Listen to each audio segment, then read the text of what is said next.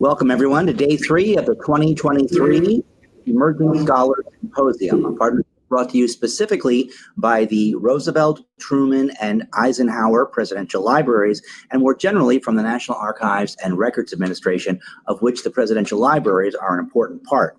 The Emerging Scholars Program is a program that brings you cutting-edge insight and information from a group of scholars who are new to the world of research, scholarship, and presentation of their findings on a national stage.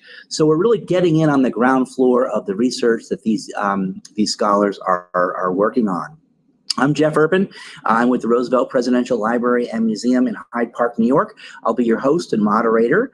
I'm so glad that you've taken the time today to join with us. And if you haven't been with us the rest of the week, please go back and look at some of the other sessions. They've been fascinating through the whole week. I'm sitting in for my friend and colleague, Joy Murphy, who is the Education Director at the Eisenhower Presidential Library and Museum. And we are delighted to be bringing you these talented young scholars that you're hearing from this week. First up today, we have Robert Williams. He has a BA in history from the University of North Carolina at Chapel Hill, a master's degree in history from Ohio State University. And I believe, Robert, you're a freshly minted Ph.D. in history from the Ohio State University as well. So congratulations for that. Robert is a lecturer with the Department of History at Ohio State. And he's going to be speaking to us today about our problem children, masculinity, and the airborne in World War II. Robert has won numerous awards and grants and fellowships, too numerous actually to list here. And we are so happy to have you. Robert, welcome. Thank you for being here. Please tell us about your work. Hi, thank you. Thank you, everyone, for having me here. Welcome, especially to the Roosevelt, Truman, and Eisenhower libraries and the wonderful staff for putting this together. And just to clarify, I'm also starting a new job at Fort Leavenworth in a week and a half with the Army University Press as a research historian. And one of my great colleagues is here to cheer me on today. I was actually here last year for research and the Truman libraries, and they've been wonderfully gracious and helpful in my research. I'm sorry, Jeff, I've not been out to the Roosevelt Library yet, but that is on my list of places to go. So anyway, thank you again to the audience, both in front of me and online. So this grew out of my dissertation research. I'm not a trained gender historian. I'm kind of I came to it by reading the sources and then learning about the ideas of gender and masculinity, and it just screamed to me in many of my sources, putting this together when talking about organizational culture. So again, today I'm talking about gender, which in this day and age is sort of the boogeyman word in some circles. Just to be clear, biological sex is binary, gender is not. It is constructed, socially constructed, culturally constructed through the values, beliefs, and norms in any given society. What is masculine or feminine shifts over time. I envision it on a sliding scale, but even that is too reductionist to really do it justice. At any rate, today I'll be talking about how paratroopers in World War II viewed themselves as men. So, slide please.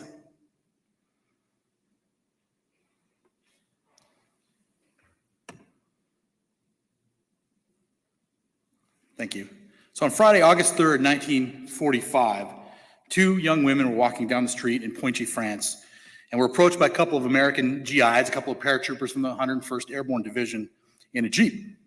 These men offered the girls a ride home. They took them then into the nearby woods, held them at gunpoint, and raped them. The incident was probably the most egregious of 12 to 15 that were committed by the 101st on the French populace during the weekend of August 2nd through 5th, 1945. The division had just finished combat operations and was on its way back across Europe to the United States with potential employment against Japan in the Pacific Theater. The CG at the time, the commanding general, as you see here, Major General Maxwell Davenport Taylor, a Kansas City native, took a very lackadaisical approach to the problem. He employed a curfew and military police patrols only after such, quote, rowdy incidences continued. He hesitated to employ what he called extraordinary measures because he felt his men deserved to have a little fun. In his testimony, to the 16th Corps Inspector General, which was his higher headquarters at the time, he commented on the, quote, vigorous type of soldier attracted to airborne units, and noted that while their, quote, combat discipline had been superior, that type of young man is definitely more than a handful, end quote, than regular soldiers. During this incident, no Screaming Eagle paratroopers were so much as arrested, much less charged or convicted. It was the sort of boys will be boys attitude that was typical in response to rape, as commanders justified the behavior of their beloved units, especially in this case after a difficult period of combat action from Normandy all the way to Berchtesgaden in Austria. Excusing rape is but one manifestation of what I see as a masculine culture that developed within these elite paratroop units during World War II. During the war, the Army accepted the risks that were inherent in developing units of these types and gambled that their combat performance would outweigh any adverse side effects. And we see this across time in the creation of elite units. The members of elite military units, such as the Airborne or the Marine Corps for that matter, are imbued with this idea that they're better than everyone around them. And they're dominated by a form of masculinity that's centered on aggressiveness, but often carries undesirable ramifications. So today I'm talking about gender within the organizational subculture that developed within the parachute infantry of World War II. We're talking about how men thought of themselves as men and how being a paratrooper made them feel like supermen. Now, I'm limiting the study really to infantrymen in parachute units because these were the men who saw the most combat, therefore they had to be aggressive, and they routinely derided their fellow soldiers for their lack of airborne or even infantry status. So I'm arguing that the high standards and extreme danger involved in parachute training and combat created an elitist masculine culture that, thanks to attitudes that excuse rowdyism, like I talked about, led to three things: intra-unit violence, the execution of prisoners of war, and sexual violence against women. Analyzing gender in parachute units is crucial to understanding their unit culture for three major reasons. First of all, scholars cannot really understand unit culture without understanding the socially constructed beliefs that infuse any culture or institution. Secondly, gender is critical to how military units institutionalize and socialize their members. These cultural forces coalesce into the various subcultures within units that make up the increasingly large pieces of the whole. In this case, a broader paratrooper culture across the Army. But it's still different at the various different unit subculture levels. And third, war is itself inherently gendered, having been viewed as a mechanism for turning boys into men for generations. In creating these units, the Army and airborne leaders crafted a very specific version of masculinity that was rooted in this elitism and was all too often excused as a natural byproduct of war.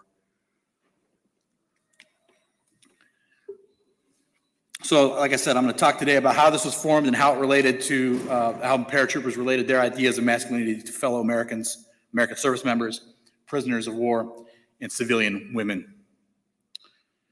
So during World War II, the United States Army created an elite group of volunteers to jump out of airplanes behind enemy lines. Can you go back one slide, please? Yeah, okay, then one more forward. That's where I need to be. Thank you. Doing so required fostering an elitist self-image wherein the individual paratrooper felt superior to other soldiers. Claims of elitism were critical then to unit identity, and their pride was an expression of this high esprit de corps. Elite units wrapped themselves in this mystique born of their unique missions, and in this case, their unique method of delivery to the battlefield by parachute. Their mindset is what's most important here. This belief in one's superiority has played a critical role in determining military elites throughout history, and specifically here. Whether these units are in fact more successful or elite actually is largely irrelevant. What matters is that they believe they are. And this process begins in the selection and training of these men for these units and plays an essential role going forward. So as a result of its members' belief in their elite status, the Airborne jockeyed for position as the most masculine of the era. Private Kurt Gable of the 513th Parachute Infantry Regiment clarifies this in his memoir when he states that, quote, by the middle of 1942, there appeared within the Army a hero figure closely approximating the status of a fighter pilot, the paratrooper. So he's putting paratroopers on par with fighter pilots. He also mentioned submariners, which I didn't realize was necessarily an elite status within the Navy, but more research on that to follow. Paratroopers first separated themselves from other soldiers in the simple act of volunteering for the training, which was too hazardous for the normal haphazard assignment process that the Army used to assign soldiers where needed. This volunteerism then becomes fundamental in distinguishing airborne regiments from within an army of draftees. Now, to be clear, many paratroopers were originally draftees, but they still volunteered upon learning of the opportunity to improve their standing within the service. These volunteers were really attracted to a lot of things, but mainly the hazardousness of the occupation, the distinctive symbols they'd wear, you know, from boots to wings and everything else, higher pay, that's always a great attraction to anything, and prestige and testing oneself, and the prospect of excitement as well. Volunteers were so numerous that when the call for men to create the initial test platoon came out in 1940 at Fort Benning, 17 officers and over 200 enlisted men volunteered to fill 1 officer and 48 enlisted positions. Throughout that first year, the school could only accommodate, the parachute training school, 1 out of 10% of total volunteers. Once selected, many were willing to take a reduction in rank from sergeant to private or whatever to join these parachute units. 400 volunteered to do so for the privilege of joining the newly formed 503rd Parachute Infantry Battalion in August 1941. Next slide, please. Attracting and training men who believed they and their units were elite was critical to this mindset that developed. Pop culture images such as the cover of Life magazine on August 19th, 1940, and then later on May 12th, 1941, highlight these. These highlight this new hero figure. The August 19th issue introduced Americans to the paratrooper, and that's the one with the parachute open and the photographer underneath. But really the May 12th cover with the paratrooper, the stoic individual, Hugh Randall is his name, sort of solidified the credentials. The cover image presents this stoic, tough man ready to jump from an aircraft to Life's circulation audience of more than 2 million Americans. There's an 8-page spread within, full of photographs, as we know Life magazine does, that described how, quote, day after day at the peril of their lives, brave men jumped from 750 feet into the dusty Georgia air above Camp Benning, end quote. This magazine then plays a pivotal role in sort of showcasing this idea of masculinity to the country. And the Army's propaganda machine also helped.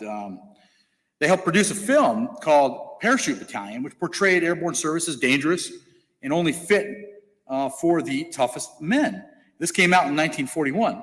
The film starred Robert Preston, Buddy Ebsen, and Edmund O'Brien as 3 would-be paratroopers entering training. It was filmed at Fort Benning.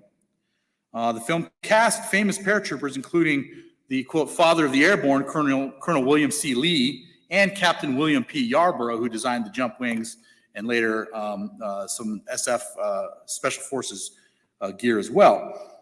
And men from the 501st Parachute Battalion filled in for actors in the jump scenes and whatnot. So in total, these magazines and movies really, they made parachuting seem dangerous, exciting, enticing, and cool. What's more, hand-selected recruiters traversed bases in the United States looking for volunteers. And they were specifically chosen to embody this rough, tough, masculine ideal. Commanders designated men for recruiting duty based on their appearance and their potential to attract like-minded volunteers. Private Vincent Speranza described the recruiters as he saw as, quote, magnificent men in sharp uniforms. Second Lieutenant Richard Dick Winters of Band of Brothers fame, he said he chose parachute infantry over becoming an armor officer and operating tanks because, quote, they looked impressive, were physically fit, and demonstrated what I could only call a tolerant scorn for any soldier who was not airborne qualified. I wanted to be with the best, and paratroopers were the cream of the crop. I volunteered immediately, end quote. So paratrooper recruiters are also embodying this masculine ideal that they expected recruits and volunteers to live up to. So this keeping up appearances was really the critical first step toward elitism, attracting men enamored by a mere appearance of what it meant to be a paratrooper. Next slide, please. Airborne training, both parachuting and infantry tactics, was explicitly designed to foster a masculine identity rooted in superiority. Quote, we wanted to tell these guys that they were the most capable guys on earth, and any parachute squad is worth a platoon of anybody else, as Lieutenant General James Gavin explained later. Gavin was the second wartime commander of the 82nd Airborne Division, the youngest division commander in the Army. By all accounts, a very handsome individual who had a couple of wartime lovers throughout his service in Europe. He also had a very, very, very significant influence in developing airborne culture throughout the parachute force, including writing the doctrinal manual and fostering how these units would operate into combat.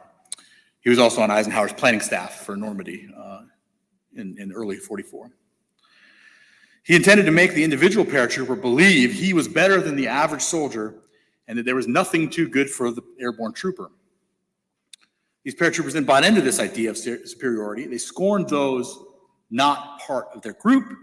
Leaders reinforced this, which then continued to ensconce this elitist mindset throughout their units. Again, like I said, its accuracy is really of little consequence, but because they believed it and fought to maintain their status. Some airborne enlisted men even refused to salute leg officers, leg referring to straight leg infantry, which refers to the gaiters worn on the pants as opposed to the bloused boots of the paratrooper uniform. In a letter home, Private H.L. Curtis of the 517th Parachute Infantry Regiment described this attitude really well. Quote, we don't really consider ourselves a part of the Army. If you ever see any paratroopers and regular Army men together, you will know what I'm talking about, end quote. Like other elite units, including Marines, airborne soldiers believed their training was more challenging than that of the regular soldier, and that this belief fueled their ideas of superiority and in turn their masculine identity. Next slide, please. Another element of training stateside, a ritualistic tradition known as the prop blast, served as practice for building cohesion, testing each other, and reinforcing what it took to be a man in parachute units. It was named for the air that comes off the airplane's propellers, which the paratroop jumps into when they exit the paratroop door.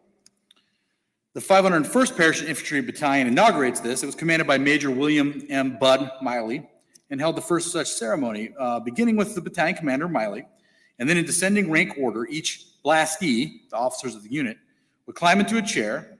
They would jump and attempt to perform a satisfactory parachute landing fall, demonstrating that he had what it took to be a man. The blastee then would jump to his feet and drink a concoction of vodka, lemon juice, sugar, and champagne out of a 75 millimeter casing with two ripcord handles attached, welded on either side, as you see in the photo. Theirs was known as the Miley mug, while the other officers counted 1,000, 2,000, 3,000 as if on a jump. The blastee was supposed to finish during the count to 3, which is, like I said, how long it took a parachute to open, or face penalty. Penalty, more drink. This tradition reinforced the hard drinking, aggressive culture that developed within these units. And it continues by seeing the colonel on the bottom there to varying degrees in airborne units today. Next slide, please. Further separating paratroopers from the rest of the Army were the distinctive uniforms. You can see in this photo, Jim Pee Wee Martin with the cockeyed cap with the airborne patch on top. You can see his jump wings above his ribbons. These are definite markers of a paratrooper. And then in the unnamed soldier, you can see the jump boots and the sort of baggy uniform with slanted pockets of the M1942 paratrooper uniform that also serve to differentiate the paratrooper from regular soldiers. And even the chaplains were getting into it, right? Francis Sampson, who was the regimental chaplain for the 501st Parachute Infantry, described the recruits' transformation after training into arrogant, egotistical paratroopers. Quote, "We hasten to acquire the overbearing mannerisms and obnoxious characteristics of pre-combat paratroopers. Jump boots, the unique patch on the cap, and the wings were badges of such distinction that the jumper considered himself outside the law, above observing the customary courtesies toward civilians, and in a position to scorn all other branches of the service," end quote. Bill Guarnier, for those of you that have seen Band of Brothers or read Ambrose's fine work, of the 506th, recognized this transformation too. He says, quote, you put your wings on and you blast your boots up. That was it. Everyone knew you were the best of the best. You were different from any other soldier. Lou Verone sums it up as well. He wrote in his memoir, quote, "How were super elite troops supposed to act? Like we had inferiority complexes?" So what leaders chose to emphasize or ignore is critical to how unit cultures are formed and maintained. In the Airborne, this meant emphasizing aggressiveness and individuality while ignoring boisterousness and rowdyism. These units then develop a masculine identity, not unlike other military masculinities, but further reinforced by this inflated sense of elitism, of superiority over other units.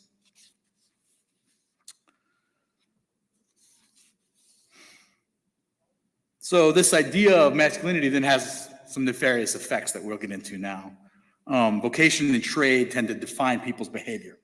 Paratroopers were aggressive and violent in battle, which translated to off-duty behavior, and vice versa. Often after months in combat, men were encouraged to, quote, blow off some steam. Because paratroopers were also expected to endure high casualty rates, 40% of any given unit in Normandy was not unheard of. Officers, quote, cast a blind eye to the transgressions of their paratroopers and assumed risk to maintain morale. They were also expected to operate alone or in small teams, and thus had to develop a decentralized unit culture that bred tremendous, often blind, trust in each other.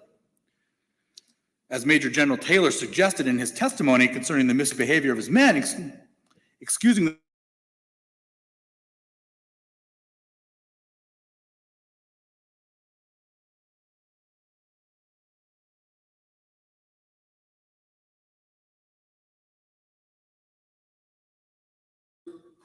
and interacting with friendly non-paratroopers stateside and in rear areas. Secondly, in dealing with prisoners. And third, in their interactions with civilian women in the war zone.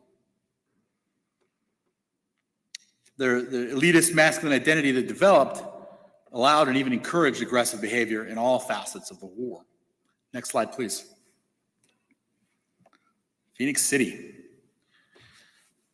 a known den of vice. An initial, mostly benign side effect of the elitist masculine identity that developed in the Airborne was their behavior toward other units. Cocksure paratroopers caused problems at the various training bases and towns around the country where they were stationed.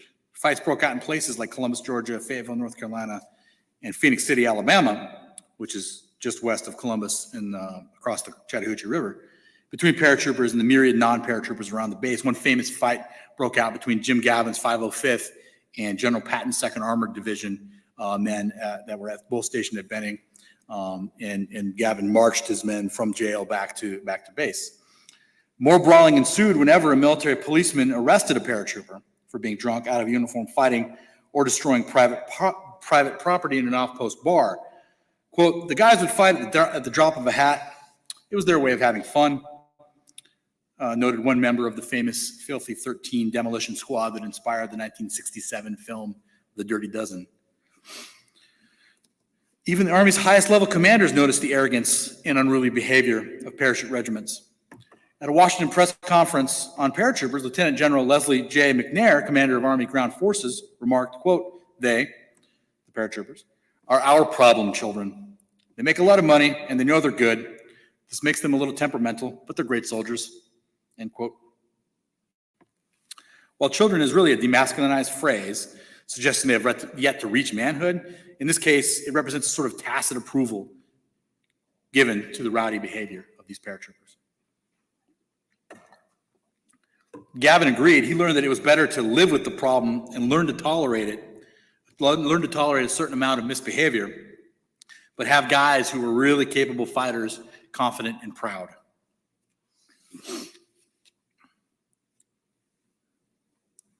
These issues, though, skirmishes with other units and friendly rivalries, were mere precursors to more nefarious activity. Next slide, please. The second side effect of the Airborne's elitist self-image involved battlefield behavior toward the enemy.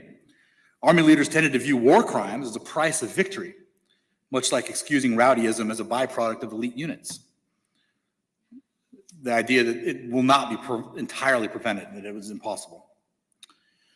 Due to a lack of reporting, it's truly impossible to determine exactly how many crimes occurred during World War II. However, the best available evidence suggests airborne units were more frequently involved in killing prisoners of war than other units. Due to the reality of airborne operations, though, paratroops were often instructed not to take prisoners. When units found themselves behind enemy lines, far from support, they often lacked the necessary assets to process and speed these prisoners to the rear. Merwin Andrews of the 101st Airborne Division confirms this. He says, quote, "That was one of the reasons why we couldn't take prisoners, because we had no place to put them." David Webster, another member of Easy Company of the Band of Brothers, echoed that sentiment in his memoir, claiming that his company was instructed to kill every German they encountered. Quote, "We can't be dragging a lot of prisoners around with us at night," end quote. So they had to, quote, "kill every last son of a bitch in German you find," end quote. On the flip side, German leaders helped perpetuate a ruthless reputation by spreading rumors among their men that American parachute units were made up of convicted murderers who had been given a choice either to die or to go into the paratroops, and that they always killed prisoners. While not actually a ragtag unit of convicted murderers, these Americans often met their enemies' expectations of violence. Attitudes toward enemy combatants and prisoners were, of course, very complex. A famous example is depicted in the second episode of Band of Brothers, where Lieutenant Ronald Spears gives each German prisoner a cigarette, lights them for him, and then fires his .45 caliber Thompson submachine gun while traversing back and forth before walking away calmly. In the book, Stephen Ambrose describes the event as one of those stories where, quote, "no one ever saw it happen with his own eyes, but he knew someone who did," end quote. Whether it happened or not, the men of Easy Company believed it did, and it's consistent with evidence concerning American paratroopers' attitudes and behavior toward prisoners throughout the ETO.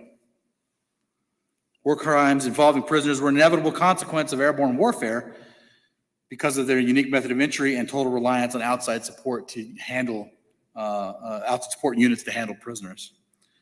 But an inability to process captives does not discount the preponderance of problematic prisoner treatment found in these units, especially when contrasted with enemy behavior against American airborne forces. American paratroopers were often the victim of enemy atrocities thanks to their reputation, which fueled a vicious feedback loop of death. German and American airborne and SS units developed a particular antagonism that culminated in a consistent take-no-prisoners attitude. The aggressive behavior associated with elitism, where men sought to demonstrate their dominance as killers and prove their manhood, lent itself to this poor treatment of prisoners and became an important marker of their masculine identity. Next slide, please. Dick Winters. A third negative side effect of building units steeped in elitist masculine identity was aggressive behaviors toward women that sometimes manifested in sexual violence. There exists a massive dichotomy between the front lines and the rear. At the front, soldiers were often too scared, busy, hungry, tired, or demoralized to even think about sex, but in the rear, sex was commonplace. And so when units had a chance to rest, sexual violence increased. Fraternization policies were often defied. And while a venereal disease actually carried a punishable offense, was a punishable offense, soldiers were also issued condoms, and demand for sex almost always outstripped supply. Despite strict regulations from SHAEF, Supreme Headquarters, Allied Expeditionary Forces, many paratroopers developed innovative ways to circumvent official policies. Likewise, officers often chose to ignore what went on behind their backs. Even Dick Winters remembered, quote, "The orders prohibiting personal contact were well-intentioned but totally unrealistic, particularly to soldiers who had spent months on the line with no female contact." He also stated that he was, quote, "army-wise enough to know that what went on behind my back was more than just a little fraternization, but what I didn't know didn't hurt me," end quote. Of course, it's really rare to find any troops outright admitting to illicit sexual behavior in their post-war memoirs and interviews and whatnot. Nobody wants to paint themselves or their buddies as a bad guy, but they do allude to it often. For example, Carl Beck of the 501st Parachute Infantry talked about causing mischief, how he and his friends would, quote, "rip off a Jeep and ride around all night." This is in England, by the way. And, quote, "go and raunch around and look for the ladies," end quote. Something, quote, "we're not so proud of, but it's a part of life, you know." Beck's vague description of stealing Jeeps, finding women, and doing things he was not proud of suggests nefarious, at least, attitudes toward local women. Clinton Riddle, another paratrooper, spent some leave in Paris before the Battle of the Bulge and noticed that many of his compatriots were going to a prostitution house. While he claimed to have no part of this, he did admit to, quote, "drinking and carousing around Pig Alley," which was the noted red light district in Paris. Sexual conquest was everywhere, with soldiers foraging in rear areas for women, whether bought, coerced, or taken by force.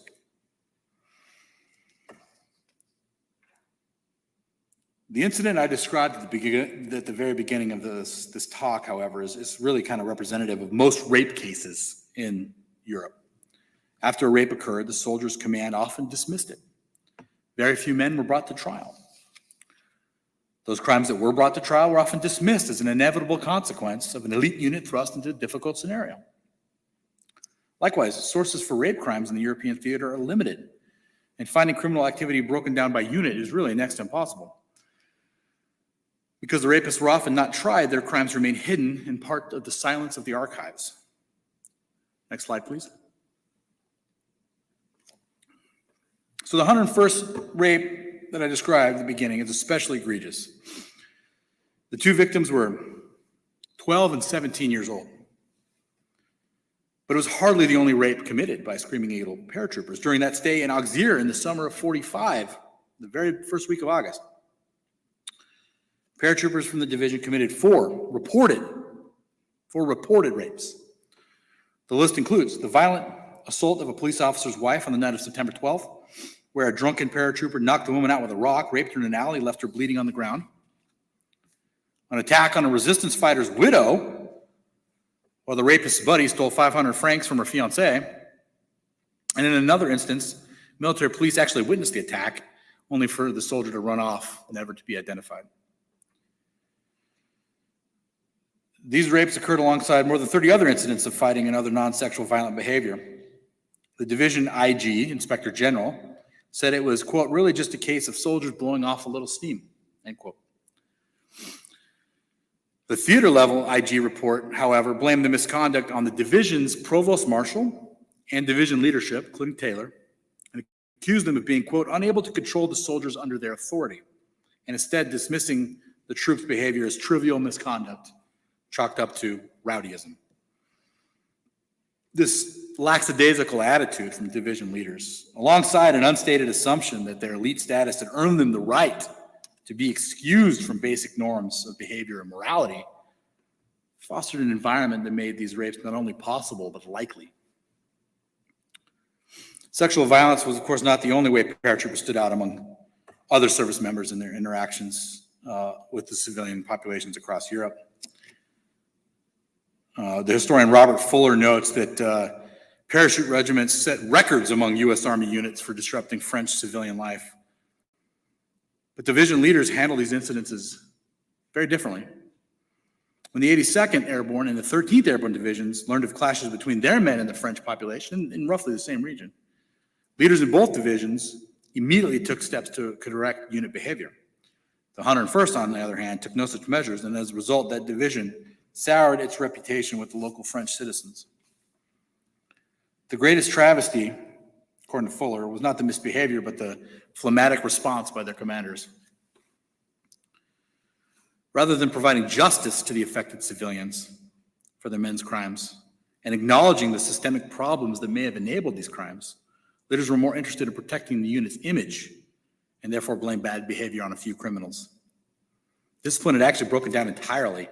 Most of the paratroopers in the unit were fairly new with the replacement system and casualties and whatnot. The combat-hardened, non-commissioned officers who normally would have been relied on to curb rowdy behavior at the small unit, the squad, platoon, and team levels were already on their way home due to the point system. And some of the behavior might be attributed to the fact that in the beginning, it was really ambiguous in the beginning of August on what might happen in the Pacific with Japan. The atomic bombs had not been dropped yet, and maybe these folks felt they had nothing to lose. Regardless, division leadership from the commander on down excused this bad behavior as nothing more than, quote, airborne boisterousness.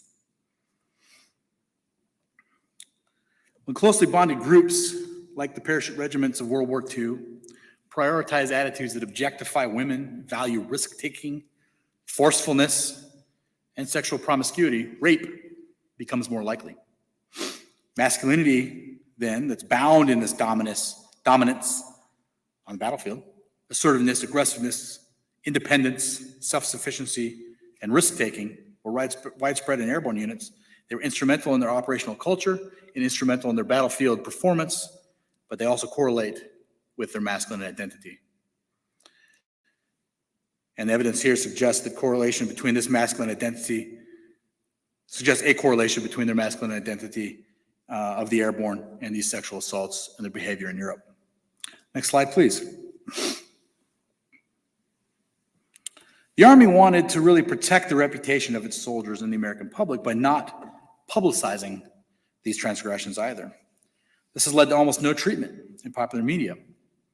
American historical memory of World War II is replete with stories of valiant Allied men fighting a morally unambiguous good war against the evils of fascism, and that's not entirely untrue. The shelves of any bookstore are lined with hagiographic works that perpetuate this narrative and depict the paratroopers and other Allied forces in an overwhelmingly positive light. This bias is equally the case with memoirs, which, like I said, no one's going to talk about the terrible things they did necessarily. Winters reports in his memoirs that memories of Joigny are few, completely glossing over these infamous incidents that happened within the 506th and the 101st near Pointchy and Auxerre, which is all in the same kind of region. The images of American troops created by these books, buttressed by movies and miniseries like Saving Private Ryan and Band of Brothers, they do not shy away from the blood and guts of combat, and even, the Spears prisoner treatment. And a few, they touch on sexual activity a little bit, but they reinforce the idea, mostly they reinforce the idea of this modest American citizen soldier reluctantly taking on the enemies of freedom. Airborne forces in the Army undoubtedly played an essential role in defeating the Axis powers and freeing millions of people from the tyranny of fascism. However, the greatest generation idea that defines how the American people think of their country's contributions to war distorts understandings of the airborne's actions and the full implications of their elitism, both for themselves and the civilian populace in the areas where they served and fought. Reducing these men to caricatures of the ideal innocent American boy thrust into this impossible situation does a disservice to their experiences and their individuality, who they are as human beings. The reality of the combat experience is much more complex. The 101st valiantly kept Bastogne out of enemy hands, yet also produced some of the most egregious cases of sexual assault. Military commanders often ignore this dangerous side effects in creating their corps d'élite, which namely the potential for criminal activity on the battlefield. One more slide. Next slide, please. So just to sum it up, throughout the European theater, airborne divisions averaged 8 court-martial cases per unit, which was slightly higher than the rate of regular infantry divisions, not much, at 7.3, and nearly double that of armored divisions. Despite an uneven combat record, these units' exploits carried them and their leaders to near legendary status and an outsized role in the Cold War U.S. military establishment. In making the decision to create these units in World War II, leaders accepted that risk and understood the potential for problems, but wagered that the payoff would outweigh costs. This elite unit that emerged from this process has shaped the traditional narrative of what we think of World War II. Excusing aggressive masculine behavior with the sentiment that, quote, boys will be boys, has actually had long-term implications on the masculine culture within the Army that we know today. And one of the many reasons, there's a million reasons, but one of the many reasons the service has struggled to curb sexual assault in the ranks in the 21st century. Understanding how decisions to form elite units, decisions made far from the battlefield, had long-term nefarious results is critical to understanding the totality and reality of the entire war effort. Thank you.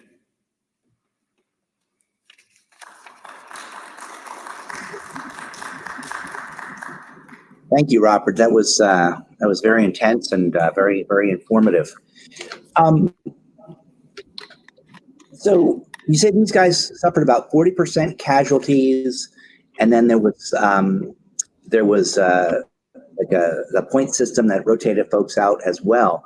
So did this play into not being able to reel these guys in? Because, you know, it seems like by the time maybe they learned their lesson, or, you know, were, you know, reeled in, they were either gone or wounded or, you know, transferred out.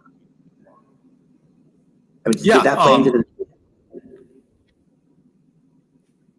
Yes, I think so. I think what happens, you know, as a unit, culture is established in the beginning, and these men are all together. And, you know, this is one of the big points that Band of Brothers sort of makes, right? They train together and they're cohesive, and, you know, right? It's literally this Band of Brothers. And honestly, this is what that miniseries does best. And it shows how that goes through combat in a single company. And as you lose leaders, that culture changes. It's a different iteration of the culture, right? It's a whole different generation even, right? Because you're getting so many new people. It's a whole new place. And some things stay, obviously. Culture changes very slowly. But with a lot of these not, especially by the time we get to August of 45, right? Like that's not even depicted in the miniseries or even in Ambrose's book. It's a whole different unit at this point. Some of the, you know, Taylor's still there. And so, you know, Winters is still there. They're on their way back, but a lot of it has changed out. And so there's not that same camaraderie, trust, and just knowing your men, right? Knowing your men is important. And when you just got some new fresh recruit from the States that maybe just joined in France, or, you know, he showed up when you're in Birch's Garden on occupation duty or Austria, it's a much different ballgame. Does that answer your question? Yeah, oh, absolutely. So you say that the problems sort of manifested themselves around three core areas: the violent inter-unit violence, the treatment of POWs, and the sexual violence toward women. Is that something that you've seen as you look back now, or was that identified even at the time? That's what I'm seeing looking back and seeing. Through this lens of gender now, right? And looking at the documents that I have, that's what I see. As far as identified as a problem at the time, yes, inter-unit violence, of course. I mean, there's even between parachute and glider regiments, right? Fights and whatnot at the bar going on because, oh, you don't jump out of airplanes, you're not cool like me, and all that stuff. And steps are taken to curb it. I talked about the famous Gavin incident in Phoenix City. You know, he marches his men, and then, you know, whoever quits is out of the unit, and they're like hungover, right, while he's doing it. And that's sort of a step he takes, but even then they still continue to be a more boisterous regiment than probably any other in the division. But then as far as POWs, like I said, you know, this was identified at the time as okay, right? These orders, hey, don't take prisoners, kill every German you meet. But as we see, it's problematic the way they handle it. The sexual violence, and like I said, at the time, you know, the 101st specifically doesn't really take a very strong stance towards justice with their men, but you do see it a little bit differently in Gavin's 82nd and in the 13th. Do you attribute that to the moral character or the leadership of the of those particular units, or was there something else that played into that? I would, culture is very interesting like that, and I try to study it as much as I can as a bottom-up phenomenon. But in a lot of cases, especially in military organizations, right, leader decision-making, what leaders emphasize or ignore is critical. And I think in a lot of ways, this is a difference in leadership styles between these leaders. But yeah. Was there any attempt, when these guys were done, when they were, rotated out of Europe and were, presumably put sort of, I don't want to say mothballs, but, in a holding pattern to see what was going to happen if they were going to go to the Pacific. Was there, after these guys were completely done, was there any attempt to sort of deprogram these guys, or did they have these same kinds of issues once they got out of the military and they went back to civilian life, or did the adrenaline cool down by that point? It's a great question that I'd have to dive into the research myself more. I know there are steps taken to deprogram across the service, right? Different courses, different ideas, kind of thinking ahead to civilian life. College courses offered and whatnot. I know my grandfather, took advantage of some of the things he was on occupation in Korea immediately after the war, and actually brought my grandmother. That's a whole nother story. So yes, there that does exist. As far as like how that affects these men individually, specifically, I'd have to dive into more of their sort of post-war lives and whatnot to get into that. But great question. And is there, I respect and admire your ability to sort of peel the corner back on this and sort of fly in the face of, we were the good guys, the white hat wearing, and, we certainly got the job done, but, there's no excuse, obviously, for, rape being a natural byproduct of war and that sort of thing. But was there any sort of like pushback from the paratroopers of today, or how is your work being, accepted or responded to generally? Also a great question. So this comes out of my own personal experience, and I didn't really talk about that in the beginning, but I was a paratrooper, and served in a few different airborne units, stateside and overseas. And part of this comes from me kind of realizing the culture I came from. And so it's a little difficult to talk about, but seeing these sort of attitudes persist led me, when I looked at the documents and looked at what was happening, in World War II, I thought, oh, wow, there's an absolute connection here. And it's worth exploring deeper. So that's where I am so far. But I gave a smaller version of this talk at the Barnes Conference at Temple University, which any grad students out there, especially in military history, definitely apply and present there. Wonderful small conference in Philadelphia, worth your time. And the reception there was wonderful because often male historians aren't talking about gender and masculinity as much as they should. And so one person approached me and was like, "Thank you for saying this." But overall, and then this is coming out in article form in the Journal of Military History next month. Look out for it. Plug that a little bit, but yeah, we'll see. It's interesting because I know that even among the troops that went ahead and went onto the beaches on D-Day, there was often a difference. If you weren't in the first wave, the first wave was considered to be the guys that really made it happen. And if you were in the second or third wave, it was kind of like, well, we paved the way for you. You weren't, really taking it in the teeth the way that we were. So I think there's a natural, it seems like, element of that looks like these paratroopers were really just kind of playing up on it and playing into. How does this work impact the sexual sensitivity of what's going on in the military today? I mean, we live in a much different time now. or maybe not so much different time now than we did back in those days. But certainly there's more awareness and appears to be more sensitivity. How does your work inform what's going on today? Well, I think first and foremost, because yes, that's a great question. You have all these allegations of sexual assault in these poor young women at Fort Cavazos now, who were murdered, turned up missing, and there's definitely nefarious activity involved in that. And I think what it says is this is not new. First of all, right? That's historian. Spoiler alert: it's not new. That's our favorite game to play. But I think it shows that, and it shows a little bit of, I don't want to say origins, because here we are. This is 1940s. People have been doing this for years and years and years before that, centuries. But it kind of points to specific behaviors and ideas, values, beliefs, and norms, a culture that is going on in World War II that we can see today. And so I think that's what this work specifically does. Is it kind of points to some of the predecessors, some precursors to what we're dealing with today. When you talk about this in your classes, or do you talk about this in your classes? And obviously, I don't think you teach a class on this, but this must come up in classes. And what's the reaction in the student body?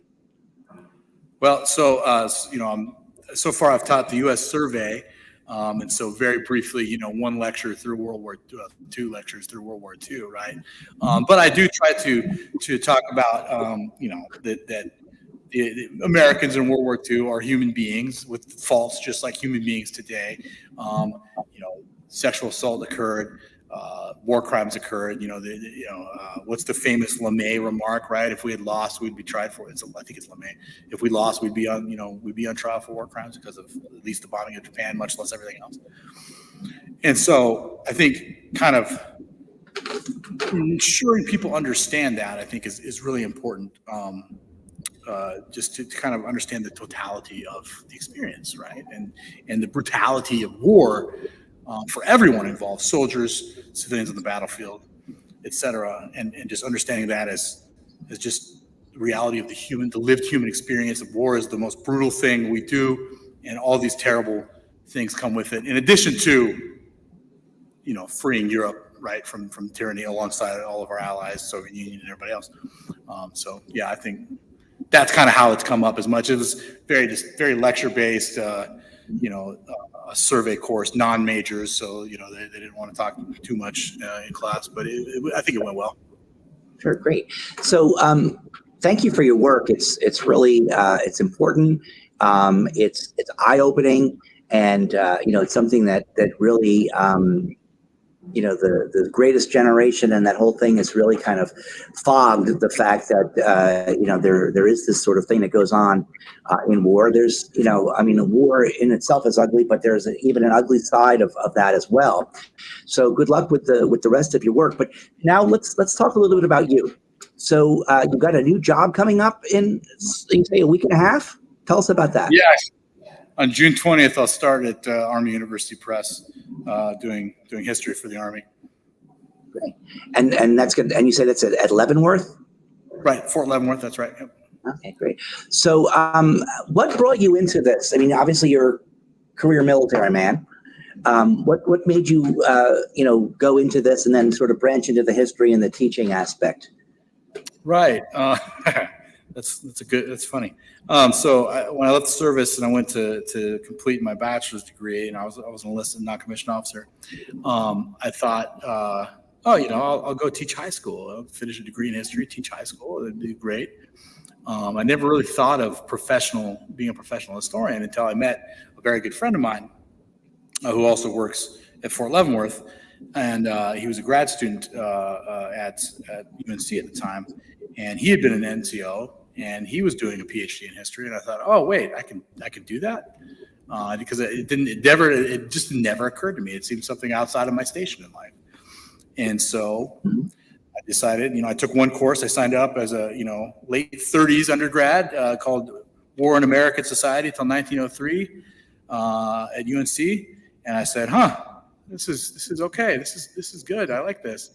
just kind of continued from there. I ended up at grad school in a great place, and the professional history is kind of it's a tough job to get into, a tough industry to break into, but I've considered myself very, very lucky in that regard.